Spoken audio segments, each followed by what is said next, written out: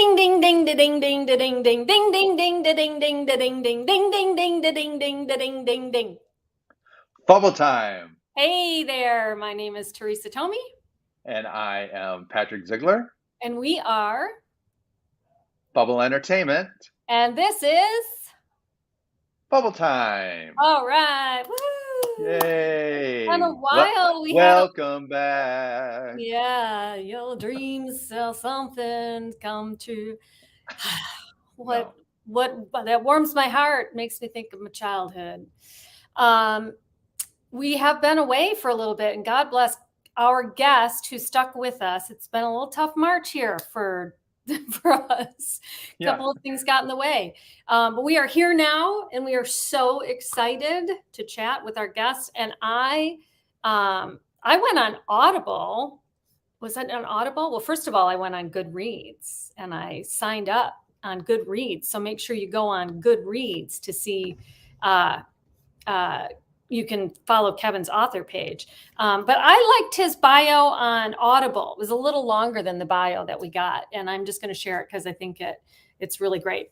So let me share a little bit with you about Kevin Winkler. He enjoyed a career of more than 20 years as a curator, archivist, and library administrator at the New York Public Library, prior to which he was a professional dancer. His book, Big Deal, Bob Fosse and Dance in the American Musical, won the TLA 2018 George Friedley Memorial Award Special Jury Prize for an exemplary work in the field of theater performance, bravo, and was a finalist for the Marfield Prize, the National Award for Arts Writing. Amazing. See, we needed to share that.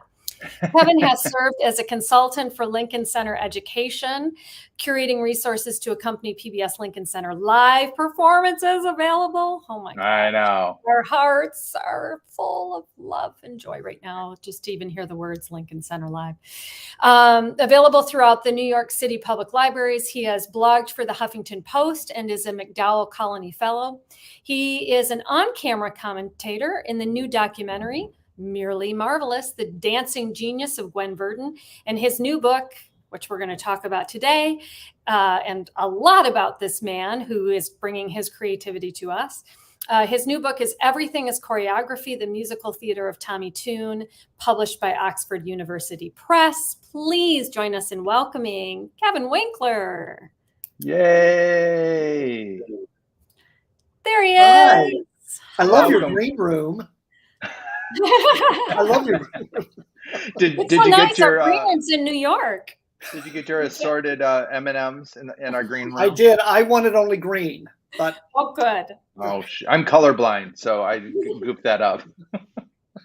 I want to make sure it's playing on my page. It's for some reason didn't come up, but it says it is. But for some reason, when I wrote "Hello, everybody," it didn't go to my page. So hopefully it's. Kevin, are you there? We want to know if Kevin's here. Kevin can't be here. Kevin's going to watch on YouTube. Can you hear me? Yes. No, not you, Kevin. Kevin he wouldn't know if Kevin Lustig was here because Kevin shows up. Oh, Kevin Lustig. He can't be here. He's seeing Anything Goes tonight. That's right. Denise Gunn is here. She sees us and hears us. Thank you, Great. Denise. Great. We just want to make sure somebody was out there. So Kevin, thank you for being here. It was fun. We chatted a little bit in the green room beforehand, right. And it was fun to kind of connect around theater and our few people in common. Yeah. And you're in Florida right now. I am. It was I think 86, 87 degrees today. Wow. Oh wow. I'm going to say hi to Emily. Thank you for joining us, Emily. It's not that here in Michigan, even though it did warm up and we had 60 degrees and it was rainy today. How is it in LA, Teresa? It's gorgeous. I called my husband and I said, I don't know what you're doing, but get on a plane tomorrow and just come for the weekend because it is 65 to 70 degrees and sunny in LA. It's just gorgeous. That's perfect. And air quality is like 20, which is in the air quality world is ridiculously nice. Yeah. So Kevin, we always start out with a question for our guest. Kind of the same question for every guest is, when, where, how did you get bitten by the entertainment bug? Oh Do you God! remember? Oh, you're starting with an easy question. Now, well, let's see. Oh God, huh? I didn't know this was going to be "This Is Your Life." Let's I was to see. say, Oh, not we're as a easy little as This you Is Your thought. Life. Well, I was born and raised in northeastern Oklahoma, in a very rural area. Everything was rural back then. Sure. So I grew up. I grew up on a farm, and there was no, there was no theater, dance, music. There really wasn't any arts. The arts was whatever was playing at the drive-in movie theater, or whatever was on television. And so my introduction to the theater or entertainment or the arts was really through movies and TV that I saw as a kid. I didn't really I don't think I saw a play until I was a teenager. Actually, I'll take that back. I don't know if you want, well, I'll tell you this story. I'll make it quick. Yeah. My uncle was a Ford dealer in this little town I grew up in Oklahoma. And he, every year, he and his wife, my aunt, they actually were my second cousins, but they were the same age as my parents, so we called them aunt and uncle. Anyway, they every year would go to the new Ford dealer show, and they would see the new models of Fords for the next year. Mhm. Oh my God. And one year in 1964, well, I'm telling how old I am now. In 1964, the Ford dealer show was in New York City, and that was the summer of the World's Fair, the New York World's Fair in Flushing, Queens. So they asked, and they knew that I was starstruck, stage struck, whatever.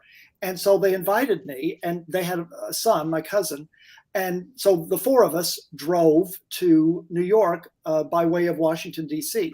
But anyway, we got to New York, and we spent a week. We went to the World's Fair, we went to the Empire State Building, we went to Statue of Liberty, on and on and on. And we went to, of course, we were going to go see a Broadway show. And so as soon as I knew we were going, I immediately, I don't know how I found this out, but I had a whole list of shows that were playing in August of 1964. Oh my God. So I made a list. And of course it was Hello Dolly, Funny Girl, I don't know what else, but Gypsy, was Gypsy one of them at that time? No, Gypsy had closed by that time. Okay. But Funny Girl, Hello Dolly, how could you go wrong? Well, crazy. I remember my uncle. He tried to get tickets for Hello Dolly. That was a big hottest show. Big show. And I remember him saying, "I cannot believe this. They want $80 a ticket for that damn show." Now, he died some years ago. Now, if he were alive today and paying, I don't know what, $600 to see Hugh Jackman go see Hamilton, in the Music Man, or Hamilton, he'd have a coronary. Anyway, so we ended up getting tickets to see Barefoot in the Park at the old Biltmore Theater on 47th Street, which is now, it was torn down, and a new theater's there now. Manhattan Theater Club is there. But so we saw Barefoot in the Park with Robert Redford, Mildred Natwick, Kurt Kasner from the original cast, and Elizabeth Ashley had left at that point. And we saw Penny Fuller, who was terrific. I didn't know who she was, but I thought she was terrific. And I remember it didn't make much of an impression on me. Really? I think I was too young. Too young. Yeah, it's quite a show. Yeah. You wanted to see a musical. For a 10-year-old, it was it felt kind of empty. It was one set. There were 4 characters. I was thrilled to be there, of course, but I have another story about another show during that same trip, if you want to hear that. Yes. So my aunt and uncle became friends with another couple at the Ford dealer show, a husband and wife. And that couple had tickets to see Fade Out, Fade In, starring Carol Burnett. Yeah. And if you remember, there was a short window of time in 1964 when that show opened, where Fade Out, Fade In was almost as big a hit as Hello Dolly. Yeah. It sold just as well as Funny Girl, for instance. So it was a big hit, tough ticket. So they decided that the wives, my aunt and this woman, would go see Fade Out, Fade In. And the men, my uncle, this man, me, and my cousin would go to a baseball game at Yankee Stadium. And I wanted nothing to do with this scenario, nothing. And I don't know what, I begged them. I wanted my aunt to go to Yankee Stadium, and I'd go to the theater with this strange woman. No, that wasn't going to fly. So I ended up throwing a hissy fit in the lobby of our hotel. ah, And I was not like that. I was a very stoic kid, but I threw a big hissy fit to no avail. I wanted to stay in the hotel room and just watch TV. No, they wouldn't leave me alone. Off I went to Yankee Stadium. Oh no! And that was the first and only baseball game I've ever attended. Oh my gosh! Oh my gosh! That is. oh, hilarious. how painful! And did you know? Who, And to make it worse, my aunt, they were very sweet and they knew that this was not my thing. My aunt said, I'm going to get an extra program for you and you can have the program. And she left the program in the taxi or something. So I never even got the program. Oh, what a childhood trauma story. I don't know how I recovered from that. Oh my God. We've got people tuning in and posting. So happy to be available tonight. Miss you when I'm unavailable. Hi, And Jeannie. then- Thank you for joining us, Barb. This Barb is a beautiful performer. Barb is beautiful Yeah. voice, just a remarkable voice. I just saw her at Mary Lou's funeral on Saturday. Oh, And then Denise is loving this. doesn't sound. My question is, did you know at that point who Carol Burnett was? Was she doing the Gary Moore show? Yes, she was on the Gary Moore show. This is 64. This is before she had her Was weekly before Carol, variety yeah. show, the Carol Burnett show. Yeah. I knew her from TV. I knew her from the Gary Moore show and I guess some other appearances. Yeah. And I'm so curious. So was the Ford show, did you see Bathtubs Over Broadway? Was that one of the? I did see that movie, Bathtubs Over Broadway. And, at 10 years old, I didn't even know what a Ford dealer show was. Right. And I remember asking my aunt and uncle years later, I said, did they have like a Broadway performance for the show? And they didn't remember. Oh, that's so funny. Anything about it. So my question is, did you go to the World Fair? Because they had Lucy Day that year. I did go to the World's Fair. I had a great time, but I don't remember Lucy Day. Ooh-wee. She was the Grand Marshal or whatever of the World's Fair that year, and so they had what was called Lucy Day. No. Yeah, I would have died and gone to heaven if I'd been there for Lucy Day. That would have been better than Carol Burnett and Fade Out, Fade In. Yeah. We have somebody saying Randy Tom? Randy Tom. Do you know Randy Tom? No. No? Well, hi Randy Tom. Thanks for being Randy here. Tom, thanks for joining. I want to know, so eventually at some point you decide that dancing is something that you're going to do. Did you take a dance? How did you go, oh, I know how to move my feet. How did you get into dancing then? Well, again, where I lived in Oklahoma, it was really kind of a wasteland in terms of opportunities to dance. We moved, when I was a junior in high school, that's a whole other story. We moved to Southern California. We moved to San Diego. And which was, it was a big culture change. That's where I started taking dance lessons. But I was late. I was in high school and into college. That's amazing.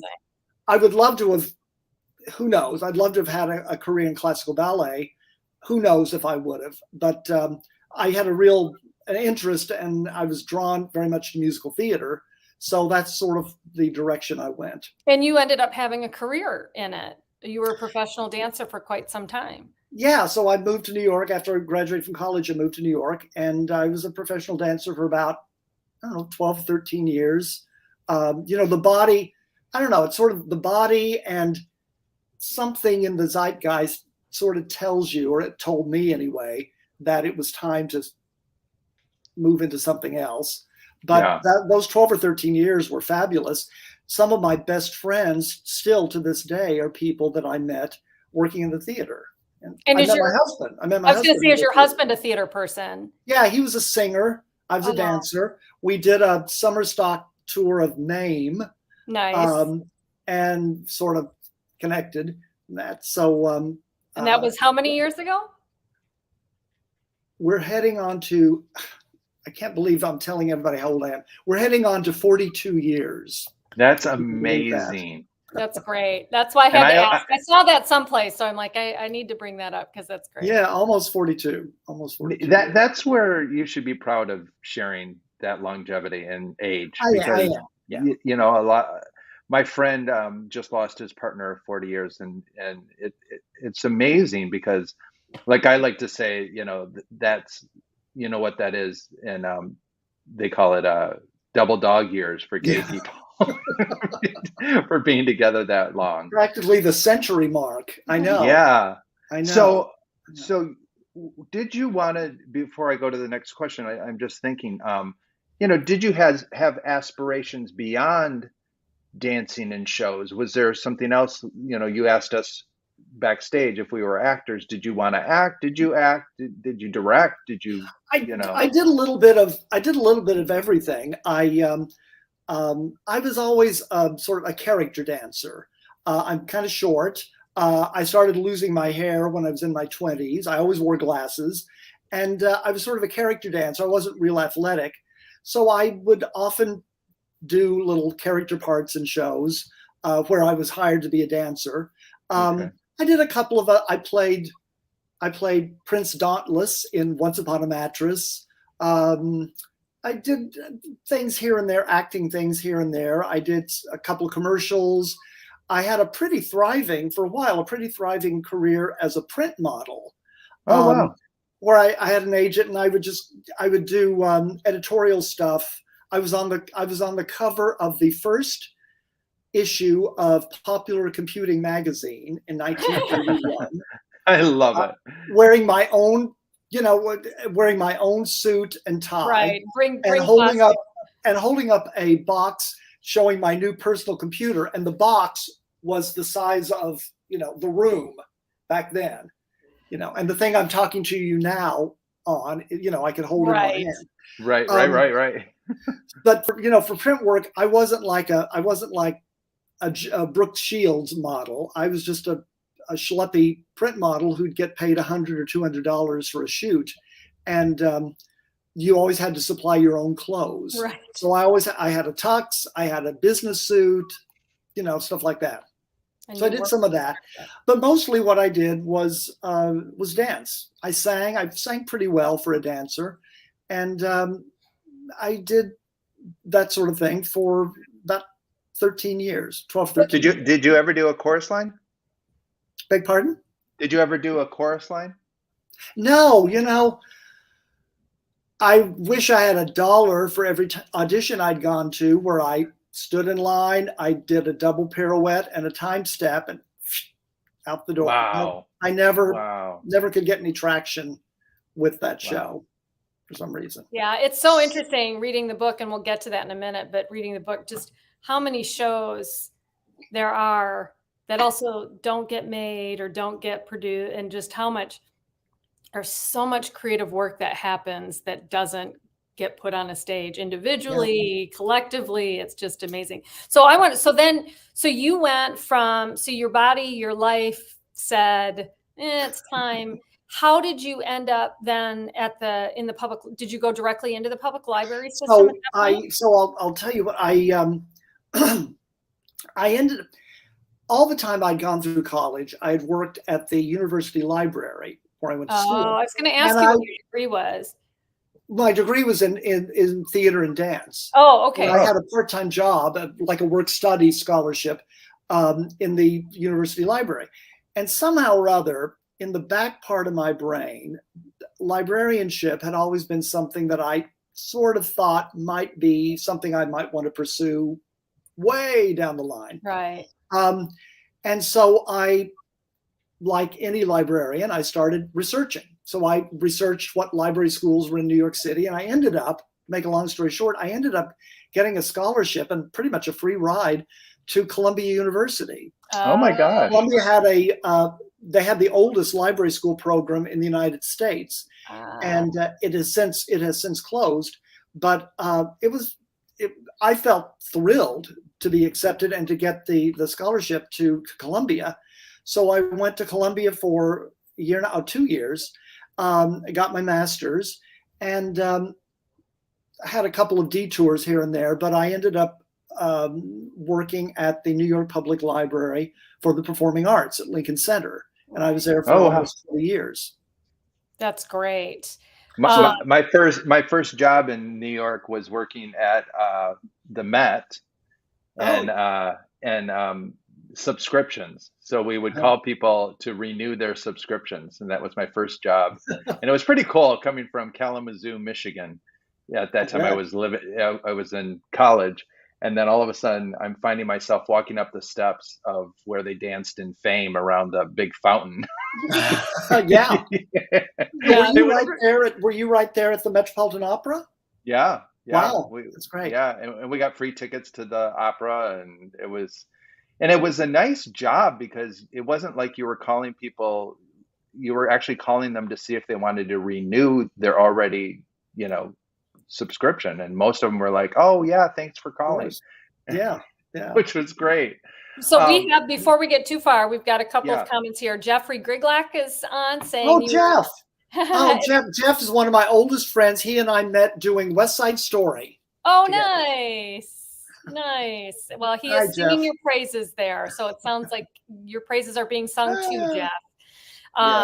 Fred Stella is with us. Thank you. That happens to be the man I'm married to. And hey, just so you know, Fred Stella, Kevin Winkler was in Pirates of Penzance with Sal Viviano. Yay! In the small world. It's like New York. If you're in that theater world at all, you're all like 2 degrees of separation. Like it just, it's impossible.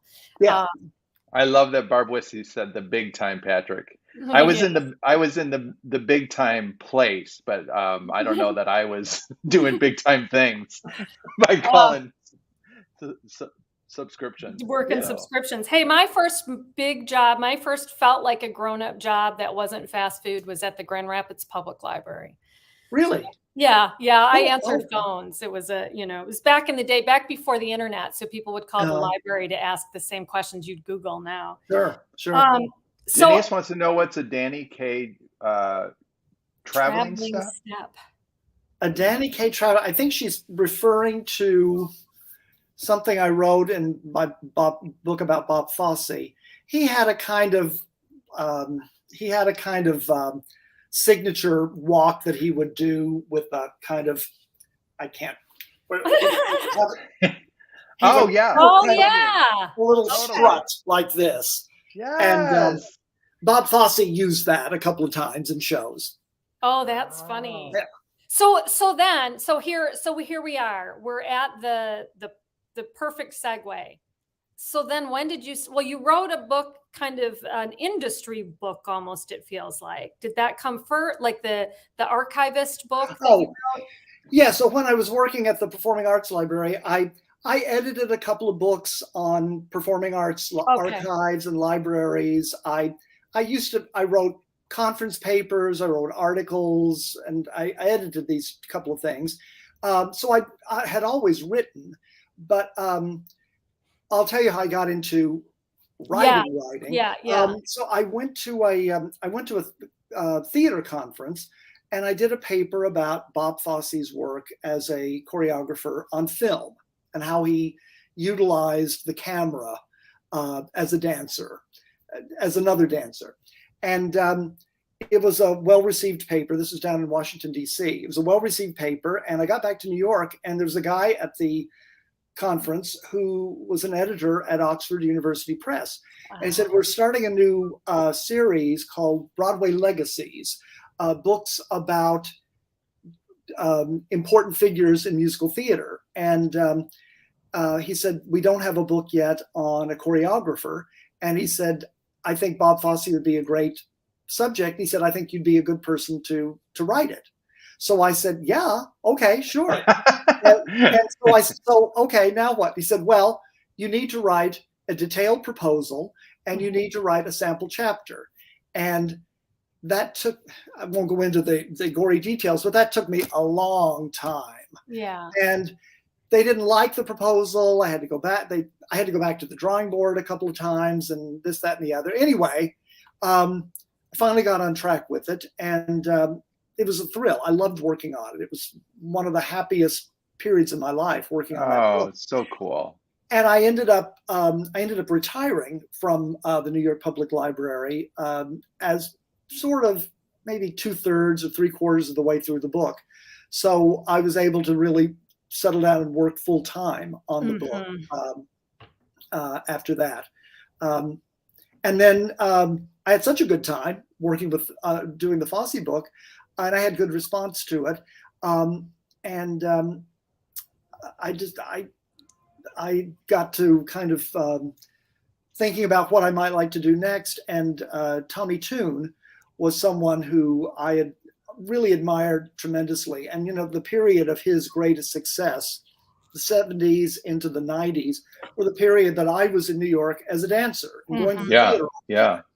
And it's some of the greatest memories I have of seeing shows during those years were seeing shows that were either choreographed and or directed and or featured as a dancer, Tommy Tune. Yeah. And I felt like he'd really, over the last several years, become a somewhat undervalued figure because, you know, people have short memories, and he hasn't done a show on Broadway since the 90s. He's been a performer and he's toured all over the world. He doesn't really do movies, not much TV. So a lot of people just don't know of him. And I thought he was someone who really needed to be reclaimed, I guess, for lack of a better word. So that was the impetus for writing this book. Yeah. That's wonderful. I love, because, you know, in the theater world, it's such an interesting thing, theater world, TV world, and movie world, you know, and in the theater world, he's so well known. And then, Indeed. you know, in TV, not at all. And then he did do a little bit of movie stuff, right? Didn't he? He did a couple of movies early on in his career. He's in Hello, Dolly with Barbara he's in Streisand. Hello, Oh yeah, that's right. Yeah. That's He's right. great in that. And he did Dean Martin. He was a dancer. The Dean Martin show. There's some footage on YouTube. If you go into YouTube, there's some terrific footage. There's a clip of him dancing with Zero Mostel. It's a great clip. I watched it. Yeah. He it's said really he said something like, I can't remember what he said. He said Zero Mostel looks him up and down, and he was really skinny then. He said, "You look like a zipper." so tiny. He's like, he goes, "You're skinnier than my zipper." You're skinnier than my zipper. Yes. Skinnier than my zipper. Yeah. Yeah. It's interesting. And even in the book, you mentioned his growing pains. I had growing pains as a kid, and it's like, and my mom was the same, like, anyway, I just remember feeling growing pains, and to think about that body having growing pains. Yeah. He told me, he said, my bones were growing faster than my skin was. Yeah. He said it was painful. You know, they thought he had polio or something. Yeah. So had you ever, you never worked with him before you wrote the book? You never worked on a project or were? No, you know, it's funny. And that was the period when I was going to auditions right and left. I wasn't a woman, so I wasn't in 9. Yeah. I didn't look like a football player, so I never auditioned for Best Little Whorehouse. I wasn't a black tap dancer, so I never auditioned for My One and Only. Right. And then by the time he got to his later shows, I had kind of moved into academia and gone back to school at that point. But wait a minute, did he do Grand Hotel? Mm-hmm. Yes, he did. Because when you were talking earlier and you were talking about the character dancing, Michael Jeter, I could see you doing that role, that dance number. Oh, he was terrific. Oh, it's thrilling. What a thrilling number. That's really a classic. For anybody out there, look that up on YouTube. Is Michael Jeter, who won the Tony Award. He did win the Tony Award. And, you know, he Tune called that dance, he called it Jeter bugging. Yes. Because he didn't know what to do with it. He said he thought about it as a tap dance or maybe as a Tyrolean clog or something like that. And his mother, Tommy's mother, was very ill and was dying at that point. And he'd gone back to Texas to visit her, and he was talking with her about the show and about this number, and she said, "Well, the Charleston was the dance craze of the era. Why don't you have him do a Charleston?" Oh, really? And that was sort of like a light going off over his head. And so they came back, and Michael Jeter, he said, really kind of improvised that. Oh my gosh.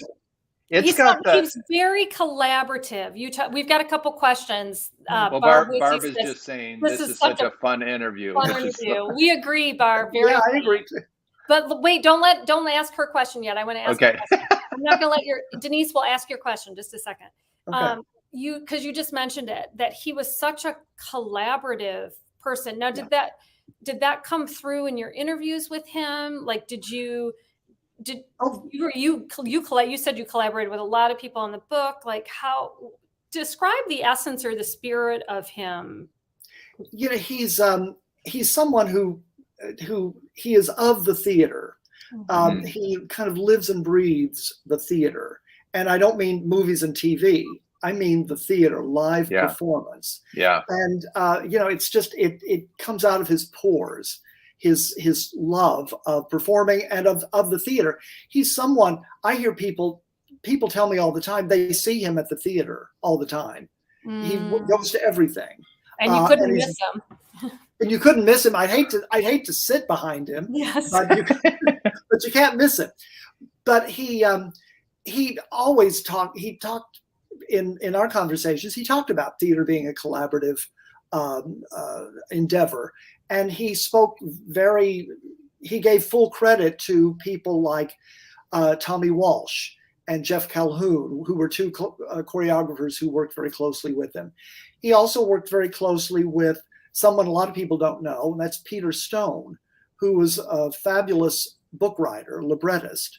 Oh. Peter Stone wrote the book for 1776. Oh, wow. And Woman of the Year, and a whole bunch of shows. And he worked with Toon on several shows as a book writer. He also was very close and worked very closely with Maury Yeston, the composer of Nine. Mm-hmm. And he brought him in at one point when Grand Hotel was in some trouble out of town to come in. Both Peter Stone and Maury Yeston came in to help him out and kind of refocus the show and provide new material. So he was always very gracious about sharing credit. And that's so wonderful. So that's a good time for Denise's question now. Now I'll let you bring it up. She says, is it true that people who had auditioned or asked for his direction and yet didn't make it, that they still complimented him? Yeah, I think, Denise, I don't know if you're talking about, if you're referring to the Fosse book or to Toon. I've got stories about both those. Toon, a lot of people told me, everybody I interviewed told me, Toon was fabulous to audition for. They said he wanted you to be good. He wanted you to be good. And they said he was stellar. And he said, even if you weren't right for the part, or, the audition wasn't what you wanted it to be, he was very positive and encouraging of you. And he said to me, I've been there. He said, I know what it's like to go out on a black stage and not see anyone and do your number and, not get anything from anyone. He said, I know what that's like. And he said, I don't want to, he said, I wouldn't put people through the bad experiences that I've had. Yeah. That's wonderful. Yeah. That's amazing. And you said Fosse. Oh, so I'll tell you just a quick story about Fosse. When I was working on the book, I spent a lot of times working with Fosse's personal papers that are down at the Library of Congress. And I found all kinds of, I won't say lots of, but number of letters and cards that were written to him by people who had auditioned for him. I remember a card that a woman wrote. She said, I can't believe I'm writing a thank you note to someone who cut me at an audition. But she said, your audition for whatever show it was, she said, was terrific. She said, She said, you gave us time to learn the combination. You made sure we were comfortable with it before we auditioned. And she said, you really saw me. And she said, that's all a person can ask for, an actor, a singer. You saw me. And I appreciate that. So, you know, he was stellar as well about auditions. That's really great. I didn't know that because it doesn't, you know, seen the movie, and I don't, you know, I All that jazz. yeah, and then also the series that they just did with Fosse Verdon. Which I loved so much. Yeah. I'll tell you. Can I tell you a quick story? Yeah. About Fosse. He in his correspondence files at the Library of Congress, there was a letter from a woman who had just seen Pippin on Broadway, and you know, in the show Pippin, there's a little boy who's the son of Catherine, the widow in the show that Pippin ends up with, and she wrote in this letter. She said, "Dear Mr. Fosse, we saw the show the other week. We loved it. Your staging was fabulous. We loved all that cabaret and all this thing." She said, "But you know, I've been thinking about something." She said, "I think the show would be better if instead of a little boy, you had a little girl in that role. And here's a picture of my daughter who would be perfect for the part." And so she enclosed this picture of this cute little girl in a little, she's like 3 or 4 years old, in a little tutu and on point, you know, kind of precariously balancing on point. And he wrote her right back. And from the date of his response, it looked like he wrote her the day he got the letter. And he said, "Thank you very much for compliments." He said, and I think the show works just fine for the little boy in that role. But he said, "You must take your daughter out of toe shoes. You're going to ruin her feet. She's much too young to be in toe shoes. She should just wear slippers for her ballet classes." And he said, "Please do that for me." He said, I was very concerned seeing that photo. Please." Wow. And he said, "She looks like a lovely little girl. I hope that when she grows up and is a dancer, that I'll have the pleasure of seeing her, having her audition for me." And I thought, there are a lot of people who would not do that. No, they wouldn't pay any attention. They wouldn't pay any attention to it. So that's one of my favorite. You know, people think of Fosse as being very dark and just kind of dark. Yeah. But he was things like that show that he was, you know, in many ways a very caring person. Well, it showed he had that about his daughter. It felt like it did. Yes, indeed. Yes, indeed. Yeah. So are you, because we're getting to the end. Oh I know, but what are you going to ask? What are you going to ask? I just want to know, because you just shared something that's surprising that you learned about Fosse. I want to know something surprising you learned about Tommy Tune, like something that surprised you. I didn't realize when I started writing the book that Tommy's also an artist, a visual artist. Yeah. He's a painter and a sketcher. I think I may have heard something to that effect, but I really started digging in and looking at some of the work that he's done, his artwork, and his artwork is very reflective of the kind of minimalist approach he brings to working in the theater. Mm-hmm. He said to me, he said to many people, he said, "If I can achieve an effect with 2 or 3 strokes or 2 or 3 movements, why do I need 12? Right. 10 or 12. Less is more. I want to engage the audience's imagination." And I think that's certainly something that he did as a director and choreographer. And I think it's reflective of the work that he does as a visual artist, which is very stark, very minimalist, and really beautiful and elegant. And those are 2 words that I think describe him. That's great. That's great. Thank you for that. Jeffrey actually asked our very last question, but Denise has one more thing. Teresa, can you read that? Yeah, sure. You mentioned once that in All That Jazz, Fosse created the template for the MTV video generation. You mentioned so in terms of rapid fire editing. Could you elaborate? That's fascinating. Well, as I said, I think I said a little bit earlier, Fosse really took the camera to new places. You know, we were used to for years, for decades, we've been used to what I call the Fred Astaire mode. Fred Astaire wanted the camera to capture the full figure of the dancer, head, foot, everything, minimal cutting, cut on the rhythm, and the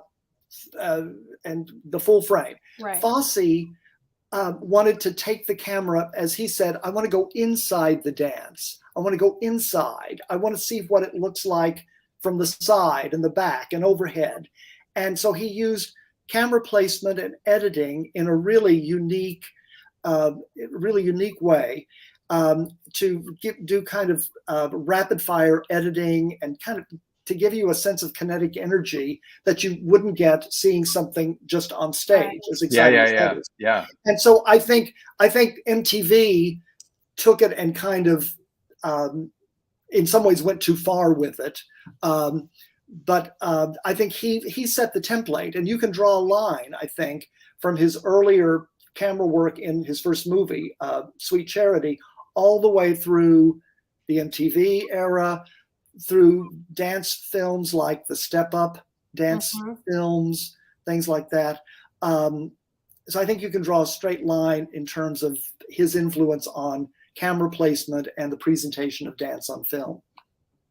I love that he did that, because you are, when you're in a theater, your eye might be in a certain area on the body, you know, and the camera, unless you point it there, is not doing that for you. Exactly. So I like that he took that perspective of what you're looking at, right? Yeah. That, you know, Teresa might be looking at, you know, the feet, and I'm looking at the hands over here. So, you know, it's like, I thought that was very fascinating how he did that. Yeah. And Fosse was a control freak. And so he loved being able, with the camera, to tell you exactly where you're going to look. You're going to look at my finger flick this or this thing. Yeah. So he loved working in film, I think, for that reason. Yeah. So Jeffrey, go ahead. Oh, you want to read it? This was our last question. So Jeffrey has asked it too. So in our list of last questions, we're on the same page with you, Jeffrey. We want to know too. If you can give a hint on what your next book project might be. Yeah, I'm just sort of at the start of something. I'm working on a project about a book about Bette Midler. This is a complete 180-degree switch from dancers. So Oxford has a series that they call opinionated guides. Books. It will be a fairly small book. It won't be as thick and cumbersome as Tommy Tune and Bob Fosse, but they're books of opinion about the careers and the cultural impact of certain important figures. They've done books on Stephen Sondheim, on Barbra Streisand. Someone's doing a book on Marilyn Monroe now. And Bette Midler has always been I won't say obsession, but someone who's very important, an artist who's very important to me. And so that's what I'm working on. That's so now. great. Did you see her Hello, Dolly? Did I see it? Yes. Yes. Hello. They would have had to strap me to a railroad track not to get me to see it. No, you didn't go to a baseball game instead? Well, if she were the umpire, yes, I would go to the baseball game. There you go. I'll tell you. I know we're wrapping up on time. We've gone way longer than we usually do, but it's great. It's been such a treat to chat with you. Fun. And your book is just great, and it's so interesting. And now I'm looking forward to reading the Fosse, and I'm going to get. Again, I'm putting the link up. A dear friend who directed 9, and when I was reading the 9 chapter, I was like, "Oh, we've got to do that." And I'm like, Rodney, I'm going to buy one for Rodney because I think he'll really appreciate it. And there's so many citations. You know, when you read biographies, you don't really see the citations.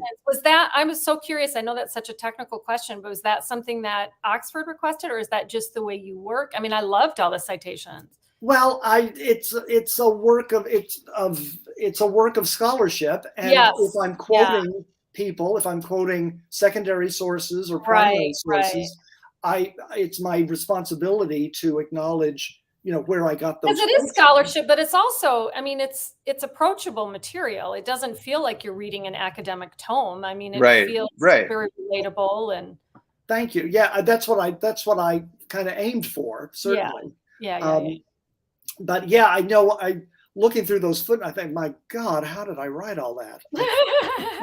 Great. Well, thank you, Kevin. Thank you, Kevin Lustig, for bringing you to our attention as well, which was really great. And thanks for it's been great. It's been wonderful. Going along with us. It's fun to talk with. We need to sit down and have a glass of wine. I know. We said that with our guests in LA, and then we ended up never doing it. We were talking about getting together with them. We got to do that. I'm all in. I'm like, I've got like I don't know if my husband's still on. If you're still on, Fred, Stella, we've got some Delta tickets we got to use up to get. Come down to Florida. Bring your bathing suit and come down to Florida. Oh, that's right. Florida. There you go. And we'll see your husband at the pool. Yeah. Barb Wissy says, thank you, Fubble, which is fun. Thank you, Barb. And thank you, Kevin. So don't run away. We'll put you in the green room, but don't run away. This is great. Okay. Thank you both so much. It's been a pleasure. Bye. Oh my gosh. So I know. Much fun. And again, it was, yay, made my day, Denise said. So made ours too. It's nice. I know. Great. That was a long waited for interview. Bless his heart. And I'm so glad he stuck with us through it, because that was I am too. And it's how fun to just hear those theater stories. So yeah. So we're back next week, and we'll connect with everybody. Share the details of that shortly. Yeah. We got some surprises up our sleeve. Thank you, Jeffrey. Really great program. Thank you so much for being here with us. We have a great program when we have a great guest. Well, we have lots of great guests. And great viewers, which is fun. We had a lot of people watching tonight. They were waiting for us to return. So. That's great. We love it. All right. Thank you so much, everybody. Like we say, gotta go.